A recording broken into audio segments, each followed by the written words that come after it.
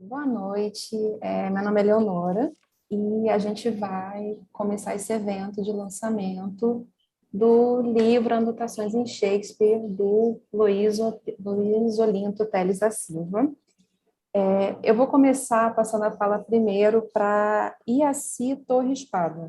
Ela é membro da Praxis Lacaniana, formação em escola de Niterói, no Rio de Janeiro, e é inscrita na Fundação do Campo Lacaniano, em Buenos Aires, na Argentina. Iaci, pode começar, por favor. E gostaria de saudá-la a todos e dizer da nossa alegria, né, a alegria da Praxis Lacaniana, formação em escola, em receber hoje todos vocês para o lançamento do livro Anotações em Shakespeare, de nosso amigo, nosso colega de trabalho de muitos anos, Luiz Olinto Teles da Silva. Quero agradecer aos também amigos de longo percurso de trabalho que estão presentes hoje, né? E também aqueles que vieram pela primeira vez, que estão vindo pela primeira vez. Luiz Olinto é membro fundador da Biblioteca Sigmund Freud, espaço de interlocução e formação psicanalítica situado em Porto Alegre. Bom, Leonora, coloca o flyer, por favor, do CCBB de 2015. A Praxis Lacaniana, ela se vincula a este livro, né, em seus primórdios. Em 2015, alguns de nós, na Praxis, insistimos em trabalhar Shakespeare por Lacan, pela via da interdiscursividade, que propusemos ao Centro Cultural Banco do Brasil, o CCBB do Rio de Janeiro. Para esse evento, convidamos Olinto como nosso interlocutor. Foram 3 dias de cinema lotado, com um público animado, para o debate e também após a exibição dos filmes. Você pode retirar, Leonora.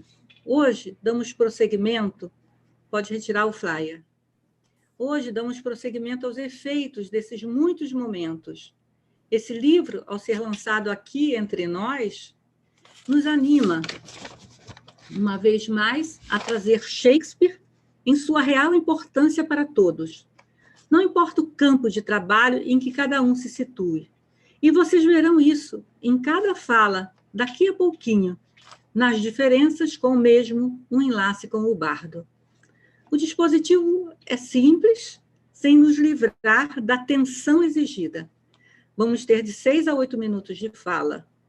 Traremos, nesse espaço de tempo, nossa leitura de anotações em Shakespeare e depois o autor tomará ou não essas falas para dizer no que foi tocado por aquilo que escreveu e que agora lhe retorna por outro.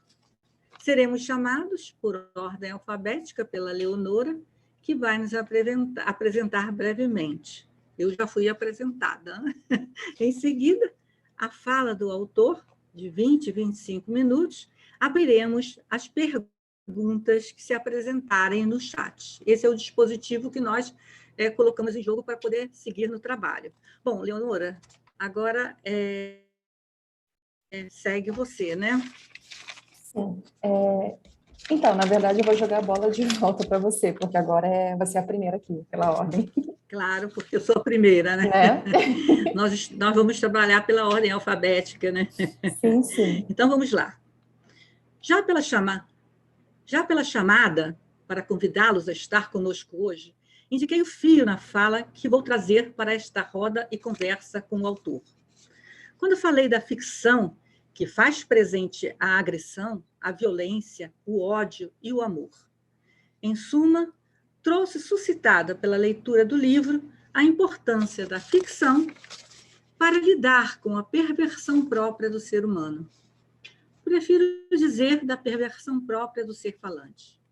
Freud, em 1919, escreveu um texto difícil de ler, de fazer liga ao sentido com nossos interesses rotineiros.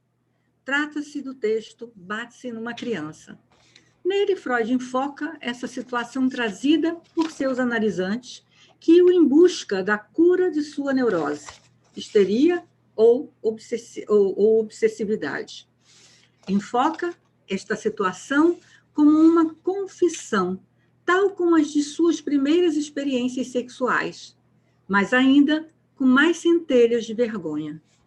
3 questões me detiveram nesse texto de Freud, pelo enigma que traziam em suas dificuldades. Por que confissão e não relato como nos sonhos? Por que sentida como mais vergonhosa que as experiências sexuais na primeira infância?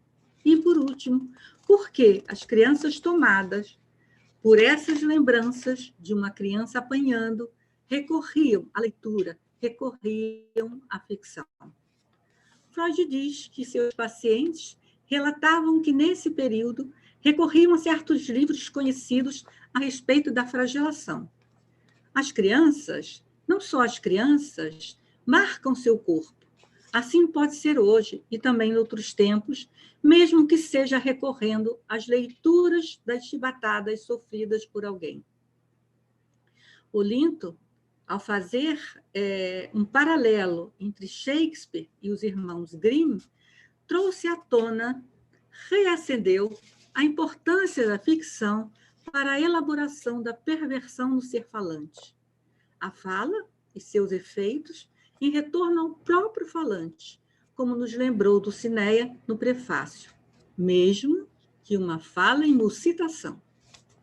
Com Shakespeare, não é difícil, a meu ver, vislumbrarmos ao que há de mais importante numa psicanálise.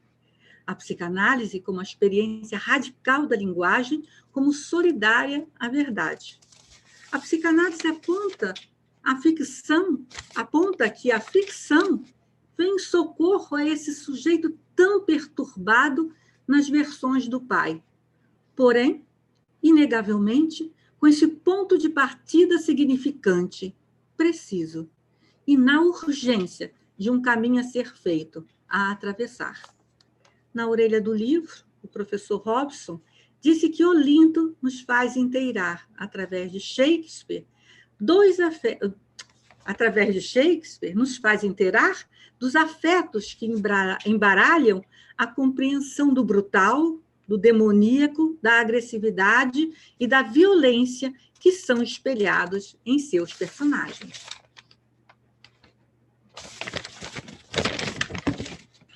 A radicalidade da psicanálise diz respeito a articular com palavras, em um caminho que é feito ao caminhar, a articular essas pulsões primárias que se mantêm em sua pujança na sombra, em que insistimos em mantê-las.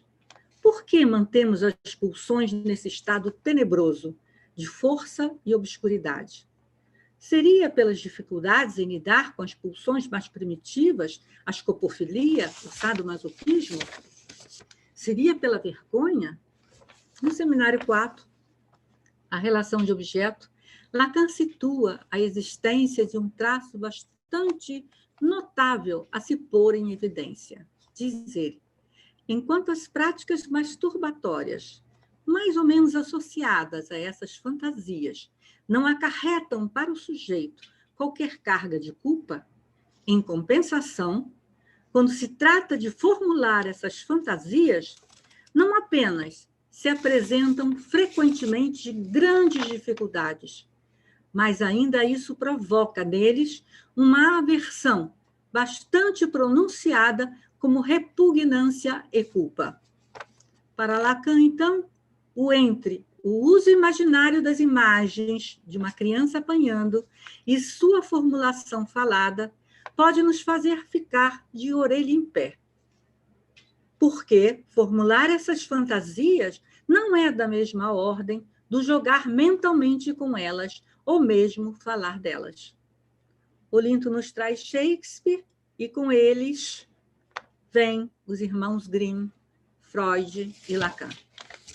Agradeço a possibilidade desse retorno que mostrou a equivalência e a proximidade tão justa, tão precisa entre Shakespeare e os irmãos Grimm. Já que seguimos a ouvir sobre a leitura dos irmãos Grimm, coisas como essas. Essas leituras são para criança? Bom, termino aqui a minha fala. A próxima é Isabel Fernandes. Isabel é membro da Praxis Lacaniana, formação escola, Niterói, Rio de Janeiro, inscrita na Fundação do Campo Lacaniano, em Buenos Aires, na Argentina, e diretora do Centro de Desenvolvimento Infantil Educare, aqui de Niterói também. Pode seguir, Isabel. Olá, boa noite. Inicialmente, eu quero agradecer o convite para participar dessa roda de falas e dizer que muito me anima estar aqui retomando as obras de Shakespeare a partir da escrita do texto de Luiz Olinto em Anotações em Shakespeare, né? Estivemos no CCBB, né, trabalhando o evento que a Praxis organizou em 2015, Shakespeare por Lacan. Então, agora é retomar as obras de Shakespeare a partir da escrita de Olinto. A ideia hoje é trazer algumas questões a partir da leitura do livro, né? Então, eu achei importante começar pelo convite que Olinto faz em suas anotações, que é percorrer as obras de Shakespeare através, né, desses impasses, desses paradoxos e dessas contradições e reversões que marcam essa dimensão complexa da natureza humana, tal como Olinto abre a escrita do seu livro, né? Ele vai circunscrevendo essas questões a partir de diferentes eixos que nos disponibiliza ali para discussão, trazendo, e isso é muito marcante, né? Trazendo esse tecido de relevâncias em que vai aflorando ali a relação do sujeito como sujeito falante, né, ressaltando essa relação do sujeito com o desejo e a dimensão da verdade, né? Ele apresenta uma riqueza de detalhes na sua escrita, onde se sobressai ali, vai se sobressaindo pelo viés desses diferentes eixos, a dimensão do engano, né, tão presente a cada análise dos textos de Shakespeare. Então, ler essa relevância na escrita de Olinto me remeteu ao seminário de Lacan, A Ética da Psicanálise. E eu fiquei me perguntando, né, por que a tal seminário, se desde o início do seu ensino, Lacan nos depara com o fato de que não há saber sobre o sexo, não há a possibilidade de um amor genital, nem uma relação de complementariedade entre um homem e uma mulher. Nesse sentido, eu poderia ter me dirigido a qualquer um de seus escritos.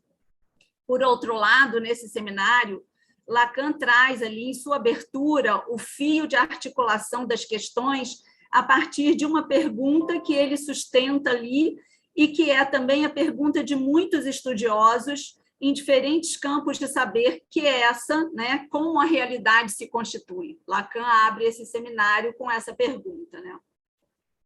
E Olinto vai formulando a escrita de seu texto no fio dessa questão, perpassando-a pelas 5 obras de Shakespeare que ele elegeu se deter.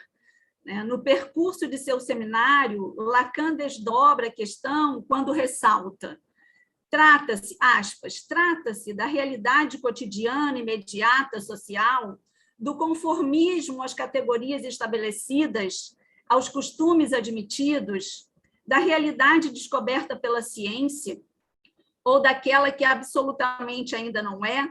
Será a realidade psíquica? Fecha aspas. Dessa maneira, vai nos permitindo tomar as diferentes posições discursivas, né, ali no Seminário da Ética, com suas nuances, com suas vias, que são produzidas frente às diferentes respostas na relação com essa questão.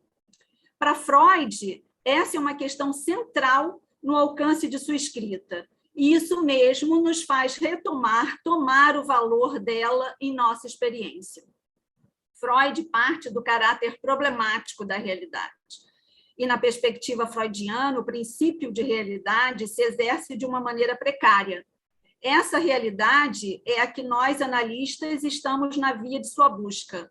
É ela que nos arrasta para um lugar diferente do que se poderia expressar ali por uma categoria de conjunto. Ela nos arrasta para esse campo preciso, que é o campo freudiano, campo da realidade psíquica, que comporta o caráter problemático de uma ordem fantasmática. São essas variantes do discurso de Freud que nos levam na direção das origens paradoxais do desejo e lançam luz sobre a perversão polimorfa de suas formas infantis. Portanto, por esse viés da relação do sujeito com o desejo e a dimensão da verdade, nos interessa muito mais sustentar a pergunta do que encontrar definições que respondam no imediatismo essa questão, porque ela aponta para o que é da ordem propriamente ética da psicanálise, né, na distinção com outras posições. Olinto diz que quando começou a ler Shakespeare, e isso está na apresentação do seu livro, instigado inicialmente pela leitura de Freud, foi se deparando com esses pontos discordantes e paradoxais que dizem da dimensão própria em que a ação humana se desenrola, situando o caráter problemático da realidade. Nesse sentido, podemos dizer que Shakespeare nos remete às questões de estrutura, colocando em cena e na cena essas relações singulares, paradoxais, que nos aproximam do que nos permite situar o de que se trata numa análise. A partir das questões que Olinto foi formulando, a dimensão do engano fez ressoar a ética da psicanálise e a posição do analista na direção de perguntarmos sobre a especificidade de nosso campo, o campo da psicanálise. Se caminharmos pela via do indomável da megera domada, podemos ir extraindo toda a problemática que se apresenta nas relações homem-mulher, onde há um fracasso que a vida amorosa situa. Freud, nesse lugar, nos transmite algo de irredutível. Nos diz que há uma problemática que faz resistência a que as questões sejam situadas em termos de um mal-entendido que é estrutural. Quando Freud dá relevo à palavra, pelo tratamento dos sintomas de seus pacientes, ele circunscreve a clínica da psicanálise. Isso quer dizer que ele nos dá a direção circunscrevendo o campo da psicanálise, dizendo que a psicanálise precisa da experiência da análise. É nessa direção que Freud busca a verdade do sujeito, essa verdade que se constitui na dimensão do dizer do sujeito do inconsciente.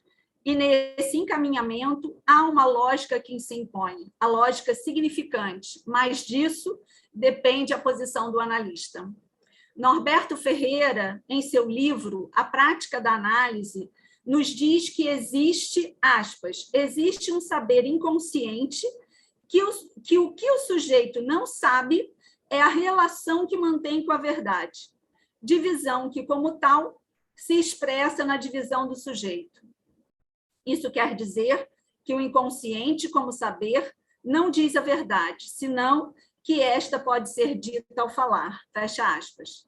Nesse sentido, o sujeito, esse que sofre os efeitos da fala no inconsciente, só anda enganado, e o analista opera desde esse lugar, mantendo o enigma a respeito das questões sobre o sexo, ou seja, opera pela função desejo do analista, sustentando que o inconsciente é ético e não ôntico. Termino aqui agradecendo ao Luiz Olinto a possibilidade que me ofereceu na escrita de seu texto de retornar a questões cruciais a respeito do nosso campo, o campo da psicanálise.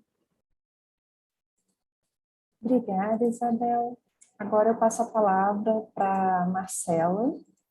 Marcela é professora de cinema e diretora de TV. Pode começar, Marcela, por favor. Boa noite, gente. Queria agradecer o convite, né? A participação aqui com o Grupo da Praxis é sempre muito prazerosa. Eu me sinto muito feliz de estar aqui, até porque eu sou uma amadora estudiosa de Lacan, principalmente nos conceitos de real. O cinema ele precisa muito trabalhar esse conceito, né? E Lacan é certamente uma fonte importante. Bom, desculpem, eu preparei um texto, mas eu gosto muito de falar diretamente, se vocês não se importarem. E eu queria também começar agora já situando um pouco essa minha fala. Em 2015, quando a gente fez um encontro no Banco do Brasil, foi muito bacana e ver o filme, porque eu gosto muito desse filme, né, do elenco, é muito bom, a diretora, a Julie Taymor, é uma pessoa com uma visão muito interessante, mas além disso, tinha a questão de Shakespeare, que eu acho que é isso, né? Um autor muito... é, bom, qualquer adjetivo que eu diga aqui parece bobo, mas o que eu quero dizer é que ele é um autor muito potente, tanto na construção do personagem, do teatro, quanto na mitologia mesmo, eu diria assim, né? Da dramaticidade, né? Da representação dramática. Então, quando a gente faz essa análise, você, na verdade, não tem como analisar todos aqueles elementos, né? E eu senti a dificuldade disso na hora que eu fui falar, claro. Então, o livro do Luiz Olinto foi muito interessante agora, porque me ofereceu uma revisão de Shakespeare. Ao mesmo tempo, eu revi o texto que eu escrevi em 2015, é muito interessante isso, né? Assim, desculpa, eu acabei dizendo, eu estou me referindo ao filme A Tempestade, que foi o que eu analisei em 2015, por isso que eu falei desse filme, né? Desculpem. E relendo, inclusive, essa parte do livro, claro, eu realmente me interessei, eu li o livro todo, mas a Tempestade foi muito bacana de reler, a análise que ele faz. Porque é um filme muito rico, e também é um filme mais contemporâneo, porque muitas adaptações de Shakespeare, muitas já foram feitas, né? Elas são mais antigas. É claro que agora já tem novas leituras, mas eu adorava essa, particularmente da Julie Taymor, porque eu também adorava uma anterior que foi feita pelo Peter Greenaway, que chama Prosperous Book, que é muito interessante também. Eu sou muito fã do Peter Greenaway. Bom, enfim, desculpem esse papo todo, mas o ponto onde eu quero chegar é que o livro do Luiz Olinto, ele traz uma coisa muito importante para essa análise do filme, A Tempestade. Ele faz uma coisa que eu tinha falado no texto anterior, mas não tinha aprofundado tanto. E ele me faz alargar essa percepção, que é a das camadas que tanto povoam o filme, quanto, obviamente, a obra de Shakespeare. Que camadas são essas e como é que a gente pode analisar? Bom, em pelo menos 3 âmbitos aqui, que eu gostaria de dissertar sobre eles, a gente pode analisar. A primeira camada é a mais óbvia, né? Porque é a literária, das palavras. Ela vai estar presente tanto no texto shakespeariano quanto na representação teatral. Certamente a Michelle vai falar muito melhor do que eu sobre a questão do teatro, mas o cinema, ele é aquele primo que pegou várias coisas emprestadas e não quer devolver para o teatro. Como a encenação, eu vou falar sobre isso mais à frente. Mas o mais interessante, então, é que essa camada literária, ela é muito importante tanto para a peça shakespeariana quanto para o filme e quanto para outras artes que vão adaptar. No filme, aí vem a grande separação, talvez, entre a obra shakespeariana e o filme, é a construção da imagem, que é uma outra camada, são formas diferentes. É aí que você também diferencia os campos da arte, né? A imagem no texto, ela é muito mais criada na relação entre o leitor e o autor, né? Você lê aquela palavra, você imagina aquilo, do que no cinema, que é uma imagem que te é dada. Só que essa imagem no cinema, ela também não é pura e simplesmente uma imagem que você filmou e ela existiu, não é isso. Ela e nesse filme, principalmente, ela é uma imagem elaborada. Eu não sei se eu consigo, eu posso compartilhar a tela aqui, Leonora? Eu não estou... Se você puder liberar, tá? Enquanto eu vou falando aqui. Então é uma imagem bastante elaborada, e isso me lembrou também, mais uma vez, a leitura do livro. Oi, Marcela, pode compartilhar. Obrigada. O que é essa leitura do livro, né, que ela traz? O Luiz Olinto, ele vai descascando as diversas camadas ou referências que a obra de Shakespeare vai suscitando. Eu achei muito interessante. A obra de Shakespeare, por exemplo, ela aborda a realidade. Que realidade? A realidade do naufrágio do navio, que talvez tenha sido, né, uma adaptação. Ela também aborda a mitologia, né, os deuses gregos, todos os arquétipos, na verdade. Ela também flerta com essa ideia dos deuses, ela flerta com o contexto histórico, ela flerta com a própria literatura e outras artes. Então são várias camadas que vão se somando nessa obra rica shakespeariana. E o filme, é claro, num outro contexto, num outro momento, também vai se fazer nessas camadas. E eu quero mostrar essas camadas para vocês. Deixa eu começar aqui mostrando duas imagens que eu acho que vão fazer bastante sentido. Só um segundinho que eu vou abri-las aqui. Eu gosto muito dessa daqui. A gente no cinema, né, na teoria de filme, a gente costuma dizer que o cinema é intermediático. Então, ele apresenta muitas mídias como referência. Essa imagem que eu vou compartilhar aqui agora, não sei se vocês estão vendo bem, é uma das imagens do filme em que o Ariel, que é aquele elemento água, ar, fogo, né? Ele está na água, inclusive ele é uma presença entre o espiritual, o natural, né, o divino. É uma coisa muito interessante a presença dele e um grande articulador dentro do filme. Isso me lembrou, aí eu vou trocar aqui o compartilhamento, a riqueza dessas pinturas, principalmente do renascentismo ao barroco, a gente vai encontrar essas figuras das ninfas, né, dos corpos nus, femininos, principalmente brancos. Isso é muito importante. Mas que referência é essa? Eu estou falando do filme, né? Como é que o filme vai se construindo também através dessas referências intermediáticas de diversas mídias. Nesse caso aqui, eu falo da pintura. A pintura, sem dúvida, é uma grande influência para o cinema. O cinema ele nasce com uma câmera frente ao assunto. A gente fala do cinema dos tableaux vivants, que são os quadros vivos, que é o primeiro cinema. Os primeiros 15 anos do cinema era uma câmera parada e a vida acontecendo. Né? Com o tempo, você vai coreografando aquilo, depois a câmera ganha movimento, etc. Então, a pintura é uma primeira grande referência do cinema.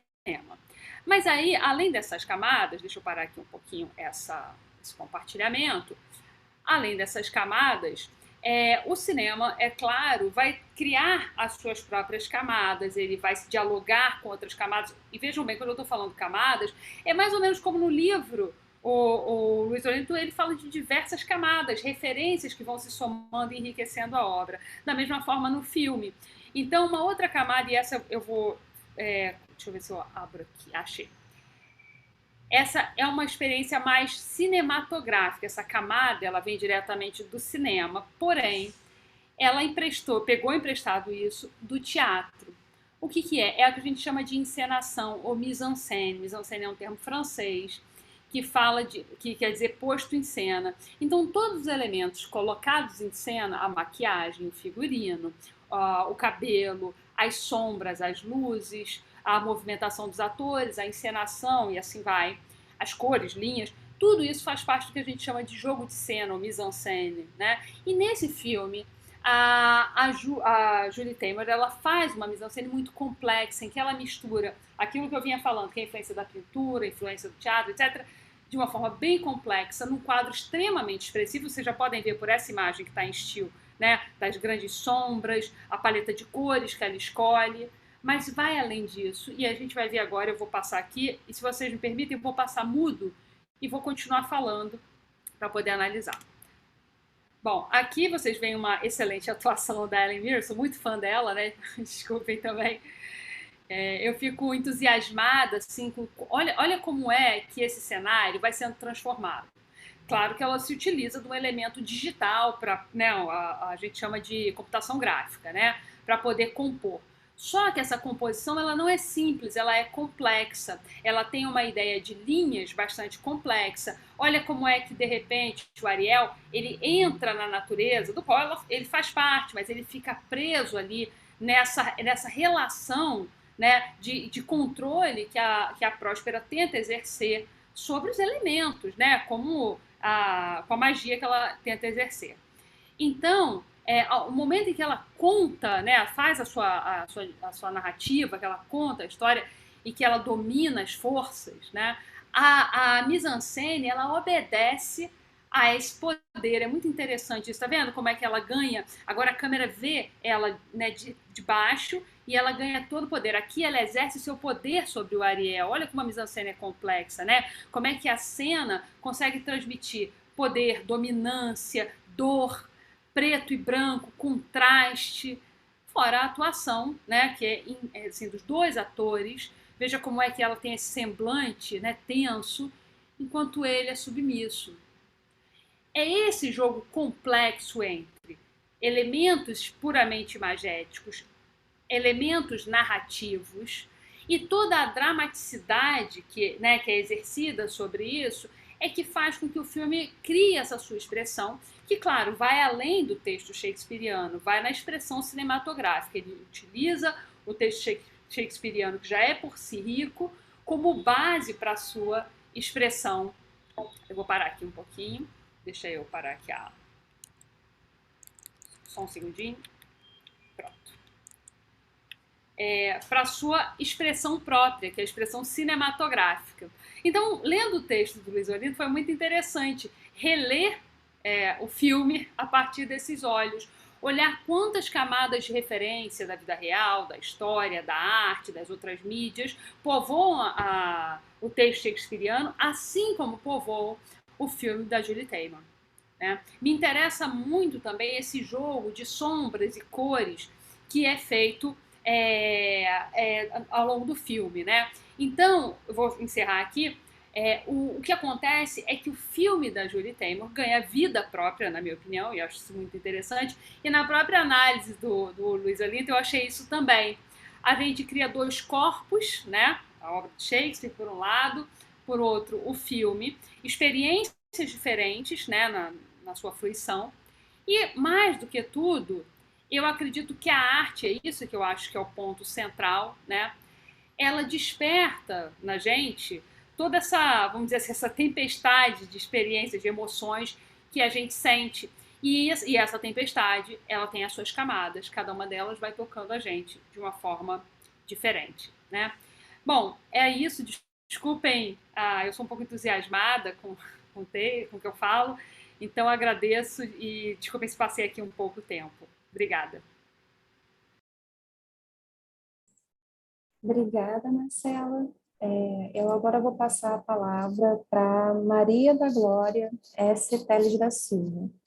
A Maria da Glória é membro da Biblioteca Sigmund Freud, espaço de interlocução e formação psicanalítica em Porto Alegre, e também é psicanalista. Pode começar, Maria. Boa noite a todos. Inicialmente, gostaria de dizer que estou muito contente de participar desse evento, junto com as colegas da Praxis, Yaci, Isabel, dos demais que estão participando, né, convidados, Marcela, Michele, Robson, e de todos que aceitaram dedicar parte de seu tempo hoje para falar desse livro, Anotações em Shakespeare, de Luiz Olinto. Bom, meu comentário inicial vai dizer, né, para eu poder dizer da minha relação com os textos de Luiz Olinto. Como vocês podem imaginar, eu acompanho de perto esse processo de construção dos seus escritos e sei o quanto ele é extremamente cuidadoso com cada etapa dessa construção, pois considera a sua responsabilidade tanto do que escreve como a qualidade com que esses escritos se apresentam ao público e do que deles retorna. Enfim, um outro comentário é em relação ao modo de escrita do Luiz Olinto, quando do cruzamento desses dois campos, da psicanálise e da literatura. O gosto pela literatura está presente desde muito cedo na sua vida, e sua formação como psicanalista, penso eu, fez surgir o veio do escritor que ele é. Ler e escrever são atos presentes no seu cotidiano. Tendo a letra como elemento comum e fio condutor desses atos, é com ela que ele vai tramando as ideias depuradas de suas leituras e fazendo uma costura entre esses dois campos, cujo produto são os textos que nos oferece, ricos em densidade, ao mesmo tempo leves e acessíveis. Com relação ao Anotações em Shakespeare, ao analisar as peças do poeta inglês, diria que Luiz Olinto visita a psicanálise e a literatura, passando de um a outro sem sobressaltos, tal como no Banda de Moebius. Em suas análises, ele vai garimpando, esgaravatando os textos e as imagens, seguindo o caminho de alguns significantes que vão se destacando para ele, nos mostrando os elementos vitais que estão incrustados nessas peças do bardo. Fazendo um mergulho na linearidade, na verticalidade das cenas, vai nos apresentando suas descobertas, trazendo à tona esses elementos vitais que estão ali, condensados em outros elementos. apontando para a riqueza do texto shakespeariano, muito além do contido na linearidade das cenas. Adentrando nas sombras das palavras, Luiz Olinto traz novas luzes, nos conectando aos meandros da escrita do poeta e nos possibilitando, com sua leitura, conhecer outros espaços da construção dessas obras desse importante dramaturgo. São justamente essas porosidades do texto que, no meu entender, fazem Shakespeare ser tão vigente e atemporal, marcando também seu valor para a psicanálise. É o que acontece, por exemplo, quando destaca nas cenas iniciais da Megera Domada a presença da morte ali carnavalizada. Entendo que o Luiz Olinto aponta com isso qual a função da morte estar ali no início.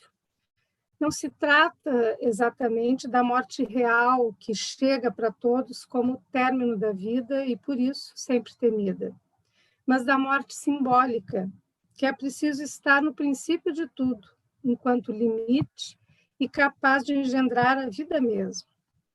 Já em Macbeth, imerso no mundo imaginário da fantasmagoria, quando a morte se anuncia no início, através da corda, com um nó de forca posta no círculo feito na areia pelas bruxas, será o elemento a vaticinar o fim do personagem. Ou seja, ele marca justamente que a prevalência do simbólico ou do imaginário enlaçados à força do desejo faz toda a diferença no desenrolar da vida. Vemos que o autor vai buscando, através de uma cadeia de significantes, dizer também do que está na pré-história desses textos. Seguindo ainda com a Megera Domada, parte do lugar onde se desenrola a peça, Pádua, segue pela sua famosa universidade, passando por Santo Antônio, o casamenteiro, e chega a Mântua, cidade natal de Virgílio, este que foi uma das fontes onde Shakespeare bebeu para criar suas obras. Aliás, também, lá no texto A Tempestade, vai nos mostrar a analogia presente entre a obra de Virgílio, Eneida, com a peça de Shakespeare, quando em ambas, uma tempestade é o elemento aproximador dos casais, Dido e Enéas, no caso de Eneida, e Miranda e Ferdinando, em A Tempestade. Outro destaque que faço é a leitura dele no texto Otelo com relação aos nomes Desdémona e Otelo, quando fala da força de atração presente entre esse casal sexual. Lendo seus nomes na língua original, inglês, encontra que para um está o diabo, Desdémon, presente no nome Desdémona. Para outro, o inferno, Hell, presente em Otelo. Assim, mostra, de um modo quase irônico, porque um casa com o outro.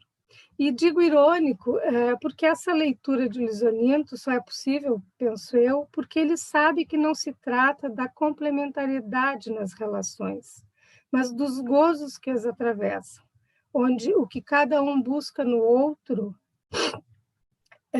marca do real, diz desse ponto enigmático que um porta sem saber, geradora da atração entre duas pessoas.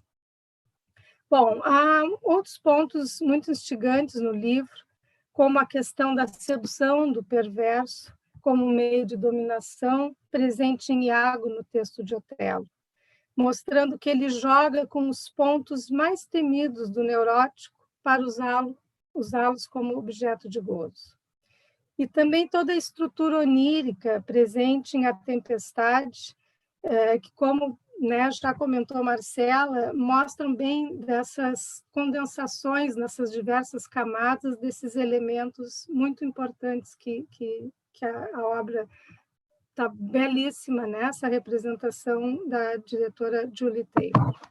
E finalizo, então, vou concluir a minha fala deixando uma pergunta para o autor, que me suscitou lendo esse livro. Estará ele de acordo com Aristóteles quando diz que a arte imita a vida, ou com o poeta Oscar Wilde, para quem a vida imita a arte. É isso, obrigada. Até lá. Obrigada, Maria. Eu agora vou passar a palavra para Michele Messier.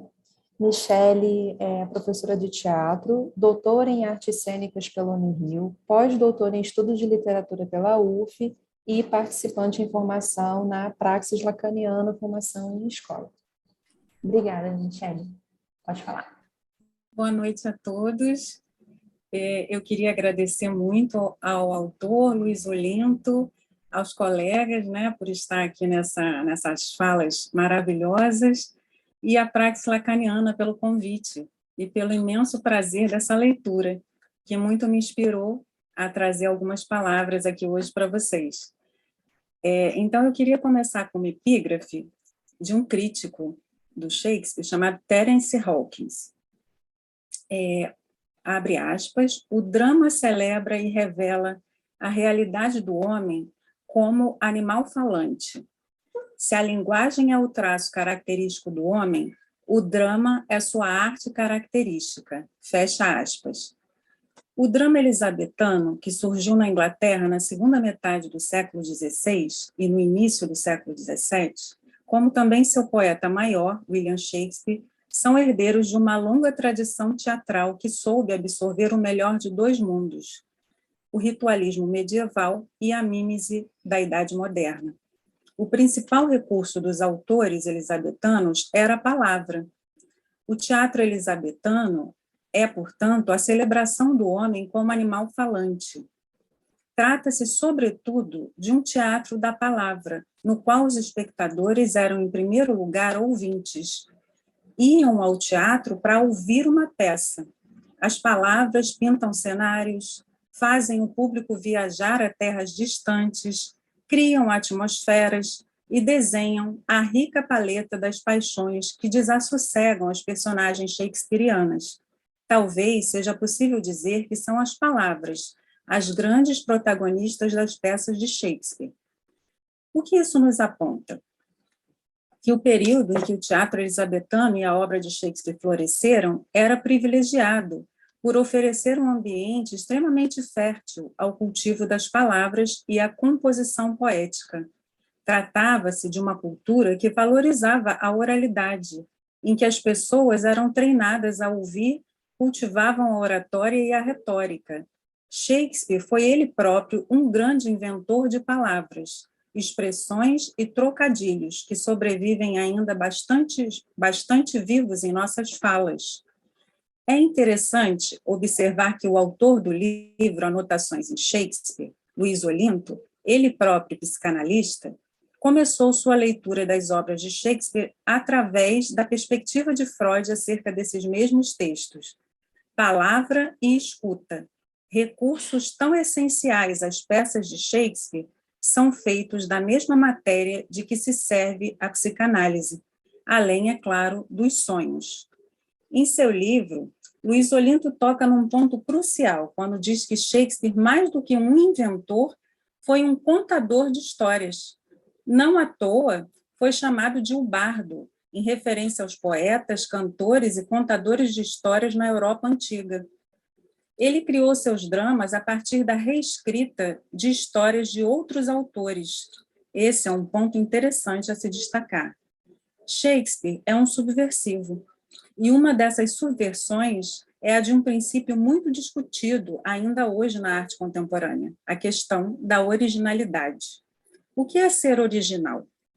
Para Luiz Olinto, está claro que a originalidade de Shakespeare se mostra de maneira mais contundente na elaboração das tramas e na construção de suas personagens. Ele nos diz, abre aspas, a invenção do humano que se lhe atribui porque ninguém antes descrevera os caracteres dos personagens do modo como ele o fez. Fecha aspas. Vemos alguns exemplos desse caráter subversivo nas personagens escolhidas pelo autor. Catarina, de A Megera Domada, subverte, como nos mostra Luís Olinto, o papel da mulher resignada à condição servil frente ao poderio dos homens. Otelo é um protagonista nobre e negro e enfrenta preconceitos, como muitos até hoje. O protagonista de Rei Lear é um velho tolo e autoritário, ao qual é oferecida a chance de amadurecer ao longo da peça, apesar de sua idade avançada. Em suas anotações, Luís Olinto aposta na ousadia ao apresentar uma leitura que tensiona múltiplas camadas interpretativas e referências diversas teatrais, literárias, cinematográficas, culturais, históricas, sobre o universo de Shakespeare. O leitor tem a oportunidade de se aproximar dos textos shakespearianos pela generosa lente de Luís Olinto, através da qual poderá tanto esmiuçar os meandros das tramas, os jogos de palavras entre as personagens, como as perspectivas de autores, críticos e cineastas acerca da obra do poeta e dramaturgo inglês.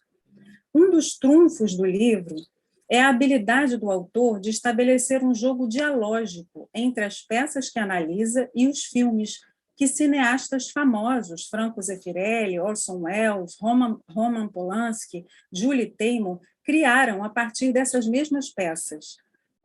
O que faz o leitor não apenas querer ler as peças, mas também assistir aos filmes. Desejo que só poderá enriquecer o seu olhar crítico para a obra do bardo. O trabalho de Luís Olinto revela sua paixão pelos dramas e personagens shakespearianos. Catarina, Petrúquio, Otelo, Desdémona, Iago, Macbeth, Lady Macbeth, Lear, Cordélia, Próspero, Miranda e tantos outros, bem como pelo mundo dos atores. Elizabeth Taylor, Richard Burton, Laurence Olivier, Paulo Outram, Kenneth Branagh, Irene Jacobi, Lawrence Fishburne, Helen Mirren. É interessante notar o esmero do autor em seu gesto extremamente cuidadoso ao dar destaque para o nome de cada ator que representou esta ou aquela personagem de Shakespeare no teatro ou no cinema. Afinal, vale lembrar, Shakespeare também foi ator e soube dar o devido valor a esse nobre e árduo ofício. A certa altura, Luís Olinto pontua o seguinte, abre aspas, cada um de nós, por certo, ao reler um texto que durante muito tempo ficou fixado na mente, tem a experiência de encontrá-lo diferente. O que nem sempre percebemos é que nós mesmos, nesse momento, também já não somos mais o mesmo da última leitura. Nossas vivências estão sempre nos transformando. Ao lermos, entramos em interação com a narrativa, e o resultado dessa influência, ao provocar nossa imaginação, é sempre um novo texto, à la nostra maneira. De certo que, fecha aspas, de certo que, nesse trabalho de reinvenção que as palavras do dramaturgo inglês proporcionam, nós, leitores, encontramos nas palavras e na leitura de Luís Olinto companheiras de cena, sempre prontas a nos dar a deixa, como se diz no teatro, e a provocar nossa imaginação, a fim de que possamos descobrir o prazer sempre renovado que é ler, ver e ouvir Shakespeare, e criarmos nós próprios um novo texto, ao nosso estilo. Termino aqui. Muito obrigada a todos. Obrigada, Michele. O próximo seria o Robson, mas infelizmente ele teve um problema de saúde. Ele agradece a presença de todos para prestigiarem o trabalho do seu amigo Luís Olinto e ele espera poder estar presente em, quem sabe, outra oportunidade. Então, para fechar essa roda de falas, eu vou chamar o Luís Olinto, o autor do Anotações em Shakespeare, que, para quem não estava aqui quando eu apresentei ele no começo, ele é membro fundador da Biblioteca Sigmund Freud, espaço de interlocução e formação psicanalítica em Porto Alegre, e psicanalista, escritor, autor. Então, Luís, pode falar, por favor? Começar. Olá, meus queridos amigos, colegas, leitores. Um livro não se faz de per se. estão sempre os personagens, sejam os personagens da história, sejam da ficção. E os escritores não são sem os revisores, não são sem os editores, e daí em diante dependem das livrarias e dos leitores.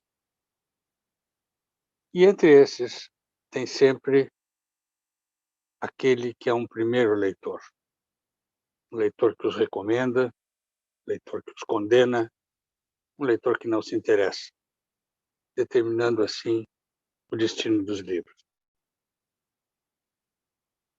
E estamos aqui agora com os leitores interessados e quero agradecer.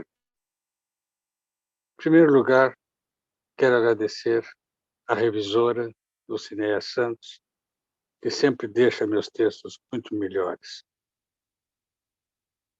Tendo também prefaciado o livro e impedida hoje de participar da mesa, ela, contudo, está nos assistindo. Ela e a Maria da Glória são as primeiras leitoras a quem eu agradeço pelas inúmeras sugestões. Entre os colegas da praxis lacaniana, a quem agradeço muito a parceria, Iaci Pádua é quem, nos últimos anos, tem nos acompanhado na leitura de Lacan, desbravando sendas aparentemente intransponíveis. Com ela, com Isabel Considera e a Marcela Amaral, coordenados pela Maria Isabel Fernandes, participamos em 2015 de um ciclo de debates dedicados à relação da psicanálise com o cinema, com as peças do Shakespeare, como lembrou aí assim aquela simpática apresentação. E como ela mesma disse, foi um ciclo de debates que ainda hoje segue dando frutos. E estamos aqui hoje, então, também com a Michelle Nissier, da Arte do Teatro, que acabou nos fazer essa belíssima apresentação que me encantou, e todos fizeram essas ótimas contribuições. Mas, antes de comentar o que disseram, eu quero dizer também o quanto lamento a ausência do Robson Gonçalves, que é um amigo e parceiro de longa data, mas sua saúde, infelizmente, não lhe permitiu estar conosco, o que, ele me disse, lamenta profundamente. Quando tiverem o livro em mãos, verão que ele é o autor da orelha do livro, que fornece aos leitores as primeiras informações sobre o conteúdo de anotações em Shakespeare.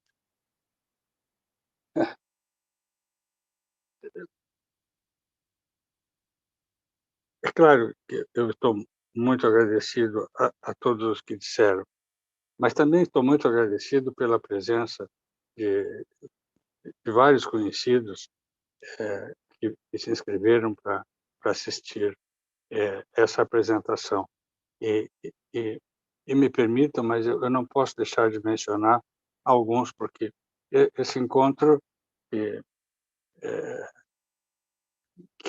foi tão esperado por mim, na verdade, acabou se tornando um encontro internacional, né? Então, eu queria dizer para vocês que eu reconheci entre os presentes os colegas da Praxis, além da Isabel Considera, a Antônia Magalhães, a Auxiliadora, a Cássia, Noela, talvez tenham outros que eu não percebi porque eu estou vendo no celular, não vejo todos. Mas também a presença dos uruguaios, dos amigos uruguaios, a Beatriz Duró, o Ricardo Landeira, do Juan Carlos Mosca de Buenos Aires, do pessoal de Recife, Lucinéia, a Edviges Rocha, aí do Rio de Janeiro, a Miriam Nogueira, lá de Florianópolis, o Rafael Vilari, os meus conterrâneos Maristela Leivas, a Esther Menda, a Marisa Cherubini, Ione Russo, Cristina Mazzaferro, o Joel Garcia, e também uma honrosa presença de Portugal, que é a Amanda Kopstein, minha filha. Então, estou muito contente. E achei muito interessante os comentários que fizeram, desde os comentários da Yaci, em que ela bem reparou na aproximação entre Shakespeare e os irmãos Grimm, né? Sempre me surpreendia com a agressividade dessas histórias, né? Os Três Porquinhos, essas histórias infantis de modo geral, né? Digo, os irmãos Grimm como representantes desses autores, né? A história da Cinderela, né? O João e Maria, são todas histórias muito agressivas, mas e contam para as crianças na hora de dormir, né? Vejam que interessante. Então, o que eu aprendi é que essas histórias, por mais terríveis que sejam, elas são sempre menos terríveis do que as próprias fantasias das crianças. E é por isso que contar essas histórias para elas as tranquiliza e permite, assim, que elas tenham uma boa noite de um sono reparador. Ela se lembrou também esse importante texto do Freud, uma criança batida, eine kind is geschlagen, uma coisa assim, né? Em inglês é child is being beaten.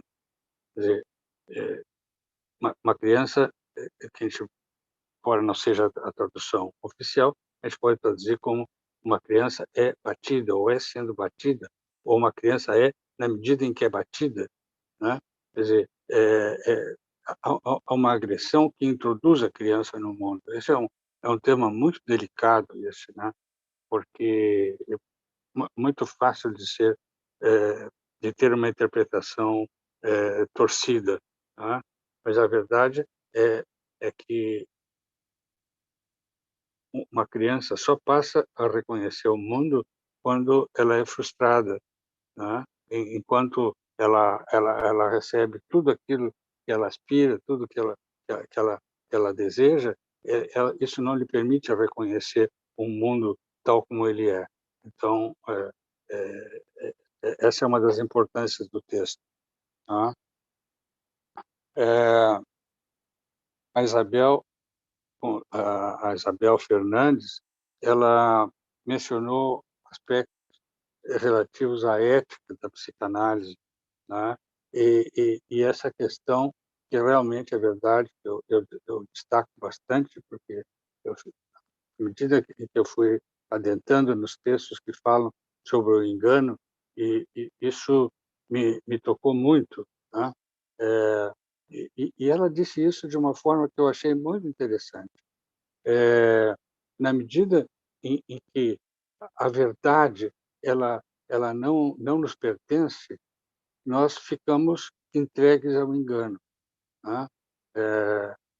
O Heidegger chegava a dizer que para alguém ter a verdade só roubando, né? Se apoia nisso como a verdade em grego se diz aletheia, começa com a letra alfa. Então ele diz que esse alfa é um alfa privativo, o que lhe permite dizer para ter a verdade só roubando. Ou seja, ninguém pode ter uma verdade, né? Embora cada um possa ter a sua. Não ter a verdade, né? O que leva a pensar também na questão das relações, né? A Isabel falou também na questão da impossibilidade da relação sexual, né? Ou seja, a relação não está, ela é impossível, né? É claro que relações são possíveis, mas a relação, essa, quando Lacan se refere a relação, ele até usa como exemplo amantes religiosos, né? Esse louva-a-Deus que no ato sexual, após o ato sexual, a fêmea devora a cabeça do macho. Quer dizer, esse sim, esse teria a relação. A sua relação foi a relação, é a única. Mas entre os seres falantes, nós não temos isso, né? E o fato de não termos isso é o que nos faz perseguir mais, é o que nos faz querer mais. Isso quer dizer também que não há como escrever a história definitiva, porque não podemos escrever o romance que diga como são as coisas.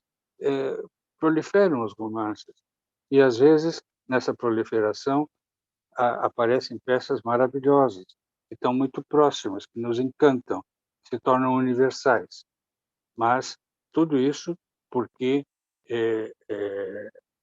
a coisa em si não pode ser dita, não temos recurso para dizer isso. Essa falta, ela nos mantém em cena, nos mantém vivos. Né? Achei muito interessante agora, porque isso está na minha cabeça há alguns dias, no campo da música. Um pesquisador descobriu que Mozart nunca usou em suas composições uma nota específica, que é um si bemol, exatamente o si bemol 3 do piano. E notou o seguinte: nenhuma composição sua tem essa nota si bemol. Então, ele observou assim, essa nota ela é medida pela a sua intensidade, a sua vibração, ela é anotada com o número 242. E alguém, então, pegou o nome do Wolfgang Amadeus Mozart e botou um número, numerou as letras, e a soma dá exatamente 242. Será uma coincidência, é uma coisa que ninguém sabe, mas a verdade é que nessa falta está todo o Mozart. Então, essa é uma maneira de falar da importância da falta, né? Bom,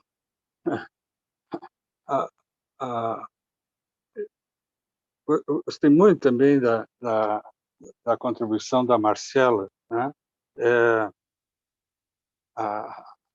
Eu sempre acho muito rico a possibilidade de trocar informações com gente de outro campo, né? Em Porto Alegre, quando a gente fez uma apresentação, também falamos com um rapaz que é Joel Garcia, que também nos assiste, que é da área do teatro, e foi muito interessante os comentários sobre o Otelo. E aqui a Marcela, quando ela destaca essas diversas camadas, literária, mitologia, história, o modo como isso se trama no filme, né? E esse seu último comentário de uma cena, que é uma cena muito importante, na verdade, essa da relação de Próspero, no caso do filme, da Próspera, né? Sabem que Próspero é uma tradução de Fausto, né? Fausto. É o mesmo Fausto que o Goethe escreveu, que o Shakespeare também, que o Marlowe também escreveu, que era o contemporâneo do Shakespeare, enfim, Goethe. Mas é muito interessante essa cena que diz do domínio do mestre, né? sobre o seu aprendiz, o seu auxiliar, o seu subalterno, né? Que é o Ariel. O Ariel, ele a vida inteira ele foi assim um auxiliar do tipo do escravo, né? Ele entra na história como auxiliar de uma bruxa, que é a Sicórax, a mãe do Caliban, né? o Caliban teve com o próprio diabo, pelo que contam. E quando essa bruxa morre, ela, antes de morrer, ela havia, não posso dizer enterrado, ela havia prendido o Ariel dentro de um carvalho, dentro de uma árvore, no tronco de uma árvore. Ele estava lá preso. E a única coisa que ele podia fazer era gemer. E quando o Próspero, que é na verdade é o verdadeiro duque de Milão, que perdeu seu reino porque só se dedicou aos estudos, e aí o irmão dele se aproveitou e tomou conta, e desterra ele, né? Desterra ele com a ajuda do rei de Nápoles, e eles chegam, então, nessa ilha que era erma, desabitada, e ele encontra lá, pelos gemidos, e tira eles de dentro da árvore.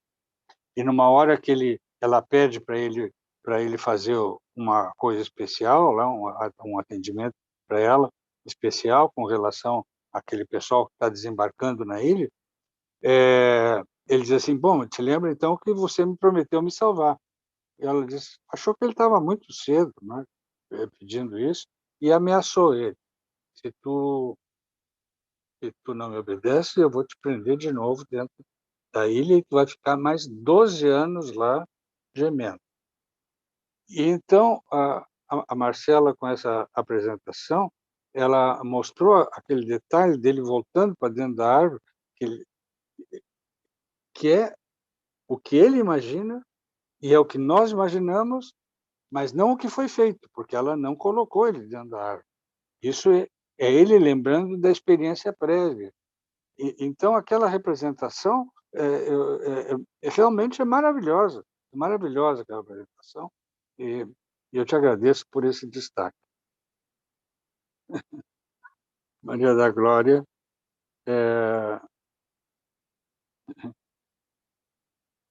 mostrou como eu sigo os significantes, e é verdade. Né?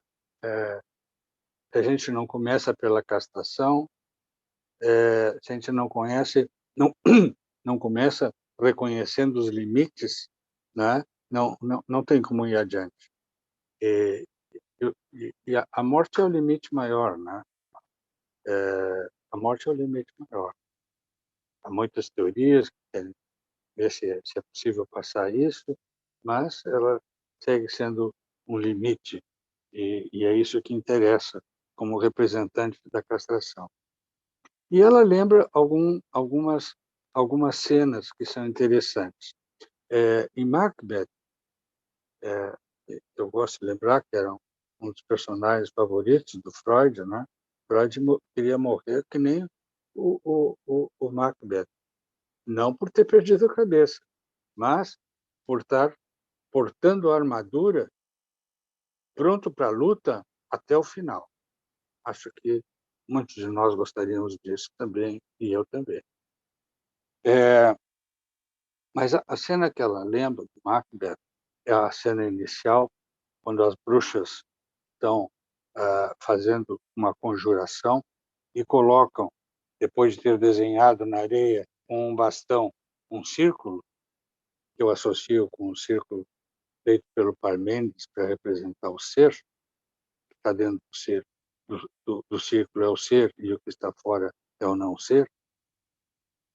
E ela então percebeu que dentro desse círculo as bruxas colocam outro círculo, que é o círculo representado pelo um nó de forca, né? Uma corda faz um círculo, um nó que ele prende. É como se dentro do ser estivesse também o ser e o não ser. É um ponto que se abre para muitas reflexões. Aí, não é? O Heráclito tem essa famosa frase que diz que não se entra duas vezes no mesmo rio. Mas essa tradução não é exatamente a melhor tradução. eu não vou citar a frase em grego, mas o que parece que o Heráclito diz é algo assim: no mesmo rio se entra e não se entra duas vezes. Bom,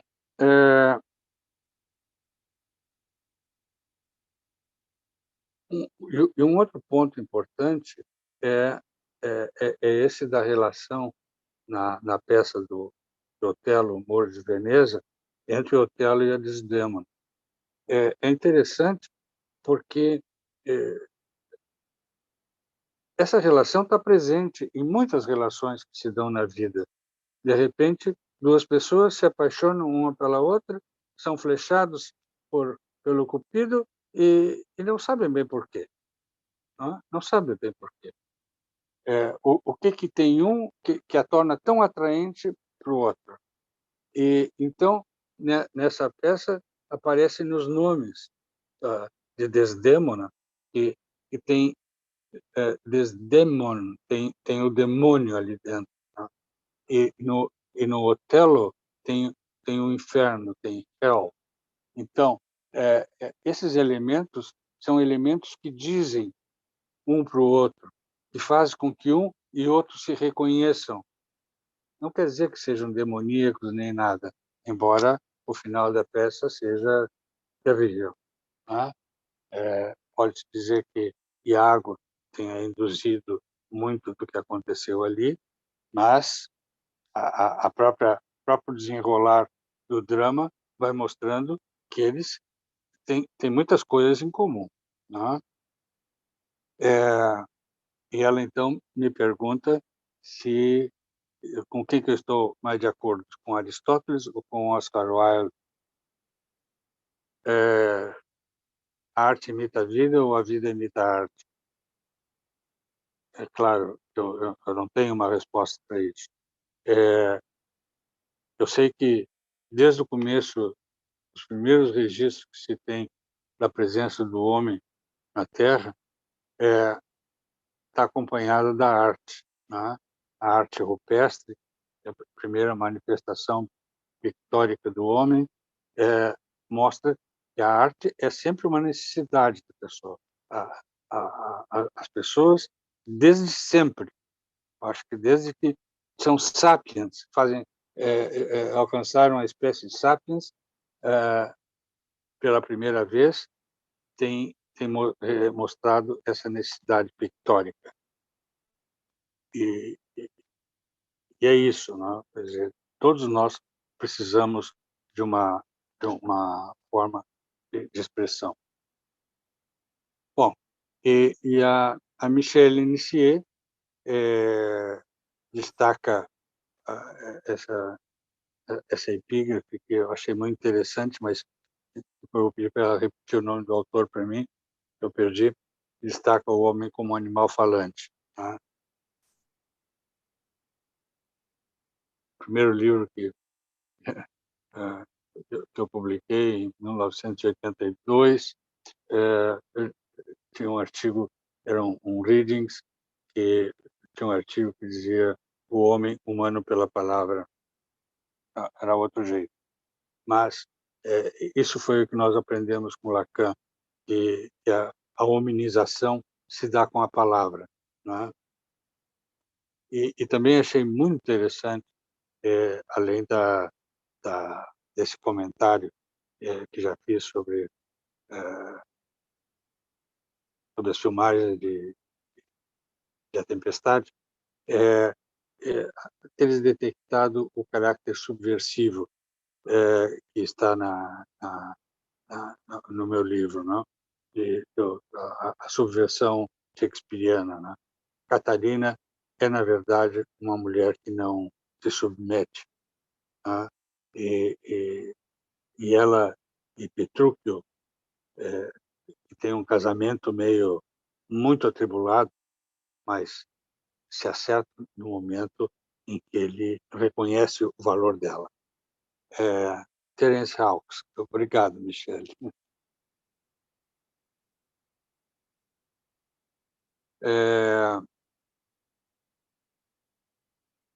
Otelo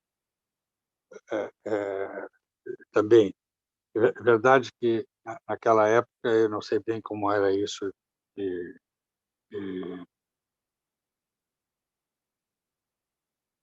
essa questão do racismo na época, na época da peça, né? Se isso era tão forte quanto a política inventou esse problema hoje em dia. Mas, de qualquer modo, ele está num momento de transição, né? Essa transição é marcada pelo Iago, que ele queria galgar a um posto, mas não consegue, porque o outro, o Cássio, por entender de aritmética, ou seja, por introduzir um ponto de vista teórico na construção da guerra, ele tem seus privilégios. Ou seja, o conhecimento teórico na relação com a prática aparece aí, e isso é muito interessante. E ler, confesso, eu nem tinha me dado conta, ler é um velho. Claro que não é que não tivesse me dado conta que ele era um velho, não precisa, é explícito, mas a dedicação da atenção a um velho, isso é uma coisa importante. Bom, muito obrigado pelas contribuições. Eu certamente vou continuar pensando no que me disseram. Obrigado. Bom, pessoal, se alguém quiser falar com o autor ou com alguém dos participantes, eu vou deixar aqui no chat uma listinha de inscrição e quem quiser é só botar o seu nome, que aí a gente vai chamando na ordem, aqui pelo chat, tá bom? O primeiro aqui que se inscreveu foi o Joel Garcia. Joel, deixa eu só abrir seu microfone, por favor. Olá, me ouvem? Sim, sim. Olá, Olinto, tudo bem? Já havíamos nos cumprimentado antes, é um prazer sempre ouvi-lo falar a respeito do maior dramaturgo do nosso tempo. As considerações que eu gostaria de fazer aqui no seguinte sentido é dizer que simplesmente cada vez que se lê o texto das anotações em Shakespeare, isso faz luzes a qualquer interpretação, sejamos nós profissionais da área ou simplesmente um entusiasta como eu, no esclarecimento de uma leitura cada vez mais precisa. Na verdade, tu estás nos ensinando a ler Shakespeare, e isso é muito importante, definitivamente importante. E o que eu gostaria de deixar, economizando o tempo para dar a oportunidade de outras pessoas falar a respeito também, leiam um livro do Olinto. Leiam o livro do Olinto de novo. Obrigado. Era isso. Muito obrigado, João. Então, acho que a gente pode ir encerrando. Alguém dos participantes quer falar alguma coisa antes da gente encerrar? Luiz, você quer falar alguma coisa? E assim, Mariana Glória, Michele, alguém quer falar alguma coisa antes de encerrar? Leonor, queria agradecer só mais uma vez a participação, porque eu gosto bastante de todos os encontros da Praxis. Obrigada, professor, obrigada a todos, obrigada pelo livro também, que é uma delícia de ler. Só isso. Obrigada, gente. Eu queria agradecer ao Olinto pelo trabalho tão interessante, né? Porque cada um que se detém no livro, cada um que o lê, percebe todo esse movimento que leva a uma série de, eu diria, retornos a certos pontos que podem fazer diferença, né? E agradecer a vocês todos por terem vindo, por terem participado, por estarem presentes, para a gente poder seguir trabalhando com essas questões que são muito importantes, né? Eu acho que são muito importantes para todos nós, né? Obrigada, Olinto, obrigada aos colegas que trouxeram sua contribuição e aos colegas que estão presentes também. Obrigada, e assim... Praxis que organizou essa bela atividade. Vocês sempre nos motivam também a trabalhar. Isso é muito bom. Mas é um trabalho muito interessante, vocês não acham, não? Isso que a gente faz, de poder estar com outros, de poder trazer alguma fala, de poder trazer algum ponto que tenha nos tocado, e também de escutar aqueles pontos que cada um foi vendo, né? Cada um viu uma coisa distinta. Isso é muito rico, né? Isso é a própria riqueza, eu entendo assim, né? Eu gostaria de agradecer, né, a Olinto por essa possibilidade de voltar aos textos de Shakespeare pela sua escrita, né, de participar dessa roda de falas e dizer também, né, que se sobressaiu para mim assim, a maneira como você, na sua escrita, vai circunscrevendo isso que você chama da tragédia do destino em Macbeth, né? Porque a maneira como você vai ali tecendo as questões, né? Isso me fez pensar, né, o que quer dizer Macbeth em relação à realização do desejo, né? Porque nos remete a esse ponto onde há um desamparo fundamental na origem, né? Então, isso eu achei assim, marcante, né? São muitos pontos, são muitos eixos que você vai trazendo no livro para a discussão, né? E esse também foi um dos pontos que, para mim, se sobressaiu na leitura. Então, obrigada por essa possibilidade. Queria agradecer muito, dizer que fiquei muito feliz assim, por poder estar com vocês, trocando, né, essas ideias em torno do livro do Luiz Olinto, que é realmente inspirador. E o formato também, eu tô com ele aqui, é uma graça. Vale a pena comprar porque é lindo. Então, boa noite a todos, obrigada. Eu queria aproveitar, então, a chance de agradecer a todos vocês, o pessoal da Praxis, o convite feito, e as meninas, as moças, as colegas que falaram sobre o livro, cada uma dando sua contribuição, e, sobretudo, essa fala final do Olinto, que eu achei comovente, porque, inclusive, o silêncio que se passou logo após o término da fala dele, que a Eleonora tinha dito para as pessoas se expressarem, mas eu acho que estava todo mundo sob o efeito da parte afetiva, emocional. Enfim, acho que a gente ficou assim num encontro consigo mesmo, cada um de nós, a partir, talvez, isso remetido pela própria fala dele. Gostei muito de assistir você, Olinto. Fazia tempo que não lhe via, a gente se conhece tantos encontros, né, enfim, então era isso, eu quis expressar porque me emocionou, sobretudo esse silêncio que se passou logo após terminado. E obrigada a todos vocês, foi muito bom, muito agradável, um evento excelente. Sim. Obrigada, Miriam. Antônia, agora pode falar. Oi, boa noite. Então, eu queria dizer, eu não sei se eu vou conseguir dizer muita coisa, mas eu queria dizer que eu gostei muito das falas de cada um, e acho assim que cada um trouxe pontos importantes. Eu marquei algumas coisas, vou remarcar, talvez fique repetitiva, mas achei muito interessante, né? Isso que a se traz em relação às marcas no corpo, que hoje está muito em moda, essa coisa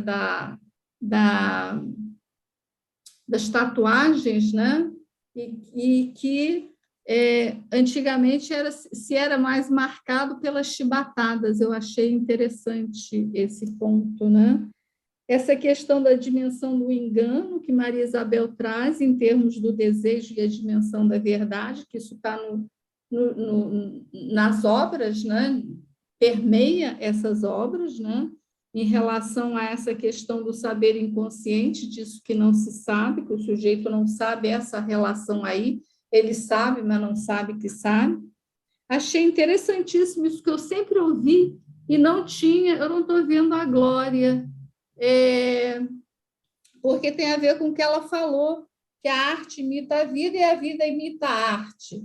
Eu acho que as duas coisas estão em jogo, né? Porque eu acho que tem pontos que a arte imita a vida, né? E outros que a vida imita a arte, não sei. É uma interrogação, né? E achei fundamental isso que o Olinto põe em termos de que uma criança só se reconhece, só reconhece o mundo quando é frustrada. Porque isso é uma coisa, inclusive, que eu acho que pega a nossa atualidade, né? De que é como se as crianças, uma boa parte, eu acho até que uma geração anterior e uma parte da atual. A atual está muito em voga dessa coisa da medicação, né? E é como se não pudesse se frustrar as crianças e os pais também, como se eles não pudessem esperar um tempo para a criança poder falar, poder tomar a linguagem, aonde eles mesmos falham, e também a própria criança, né? Realmente poder ser frustrada, porque acho que teve uma geração aí onde tudo podia, tudo era permitido, como se fosse resolver a questão da repressão social, e não do recalque da repressão no nível do inconsciente, né? Outra coisa que me chamou muita atenção, que o Olinto falou, é que essa diferença, que não se entra duas vezes no mesmo rio, eu achei muito interessante isso, que no mesmo rio se entra e não se entra. Parece que tem aí, então, algo em termos da tradução, né? Que quando passa a tradução faz um engano, um equívoco, porque também tem que é isso que não se entra no mesmo rio? Porque já não se é o mesmo, porque o rio já passou, é outra água, é outro tempo, não sei. Então, também faz sentido isso, e faz sentido isso que se entra e não se entra. Adorei a explicação da Michele também, o trabalho que ela pontuou, embora eu não anotei, e aí me escapa o que eu não anotei, e a da Marcela, né? Porque realmente, né, quer dizer, a gente ia apresentar esse filme de novo, apresentou nos Correios, né, em Niterói, eu é que acabei não participando, porque já estava com suspeita de sei lá o quê, né, naquela início da pandemia, e foi muito interessante rever essas cenas da tempestade que Marcela situou. Eu não estou vendo ela aí, não sei se ela continua. E eu gostei muito das falas de cada um, das pontuações que estão no livro também, né? E estão de parabéns. Luiz Olinto, autor, e todas as falas de quem está participando. Só tenho a agradecer. Muito obrigado a todos. Saio enriquecido desse encontro com vocês e sei o trabalho que tiveram para que isso acontecesse. Essas coisas nunca dão certo se não tem um trabalho prévio muito grande. Isso nem sempre aparece, mas a Leonor fez um trabalho excepcional com o contato com todos os inscritos. Inscrições que eu soube passaram de 100 e tinha mais gente querendo entrar e não conseguiu. E aí assim, a Isabel Fernandes, a Glória, a Marcela, a Michele, é uma pena o Robson não ter estado, mas foi maravilhoso. Muito obrigado. Vou lembrar disso pelo resto da minha vida. Muito obrigado. Gente, boa noite, hein? Gente, muito obrigada, Luiz Olinto. Foi ótimo te ver, desde 2015. Muito obrigada, tá? Boa noite. Bom. Boa noite. Boa noite.